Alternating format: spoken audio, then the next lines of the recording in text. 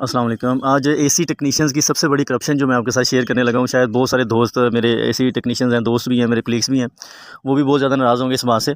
इसमें सबसे बड़ी करप्शन ये होती है कि जब आप किसी टेक्नीशियन को बुलाते हैं ना कि हमारा एसी काम नहीं कर रहा या कूलिंग नहीं कर रहा, तो अगर तो वो आपको कहता है कि इसकी गैस कम है, तो ये 90% ये झूठ होता है। ठीक है, उसकी में भी गैस कम भी हो, लेकिन 90% ये झूठ होता है, क्योंकि सबसे ज़्यादा करप्शन जो है वो गैस की मद में की जाती है। आपका एसी सर्विस होने वाला होता है, या मे बी आपने रिमोट से सेटिंग कोई आउट की है, या कोई वायर का मसला, कोई और मसला हो सकता है, लेकिन गैस की मद में ये सबसे ज़्यादा पैसा गैस की मद में ही लेते हैं। और एक 1.5 टन के एसी में जब गैस डाली जाती है ना, अगर फ़र्ज़ करें गैस डालनी पड़ भी जाए, तो इसका मैक्सिमम खर्चा जो होता है वो 2000, 2200, 2500 तक होता है मैक्सिमम खर्चा।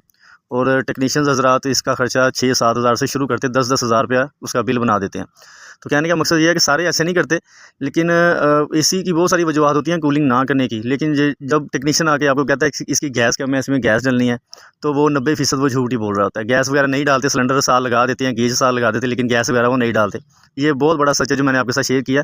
और सारे लोग ऐसा नहीं करते होंगे, 10-15% लोग ठीक भी हैं, ईमानदार भी हैं। मैं नेक्स्ट किसी वीडियो में आपको बताऊंगा कि आपको वाकई कैसे पता चलता है कि आपकी एसी में गैस कम है या गैस इसकी पूरी है, तो ताकि आप इस तरह के मसले से बच सकें। अगर आपका भी एसी सही कूलिंग नहीं कर रहा, तो इसकी एक बड़ी वजह ये होती है, आजकल जितना ज़्यादा टेम्परेचर चल रहा है ना, बहुत ज़्यादा छतों पे गर्मी है, टेम्परेचर बहुत ज़्यादा है, और आउटडोर अमूमन छतों पे ही पड़े होते हैं, और इनके ऊपर डायरेक्ट धूप पड़ रही होती है।